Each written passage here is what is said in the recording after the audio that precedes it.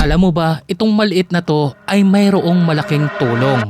Gamit lamang ang cellphone mo, ikakabit mo lang siya sa charging port and then hihipan mo ay magkakaroon na siya ng baga. Pwede ka na makapagpaliyab ng apoy gamit ito kung nagka-camping ka.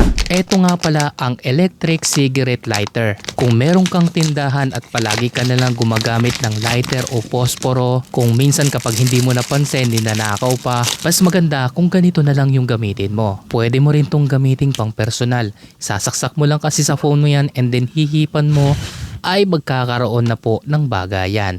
Compatible po ito sa kahit anong cellphone. At huwag kayong mag-alala dahil safe po ito, meron siyang mga protection at automatic din po itong namamatay. At ang kagandahan pa dito, pwede rin natin gamitin sa power bank. Ganun lang din, hihipan lang din natin at magkakaroon na siya ng baga. Diba? Ang laking tulong nito. Meron na rin siyang sabitan kaya pwede ko siyang isama sa susian ko para hindi ko siya mawala. Walang kahirap-hirap, isasalpa ko lang sa cellphone ko at hihipan ko lang siya at magkakaroon na siya ng baga. Pwede itong pangregalo sa mga tropa natin, no? O siya, kung gusto mo rin ng ganitong cigarette lighter, ilalagay ko na lang to dyan sa yellow basket.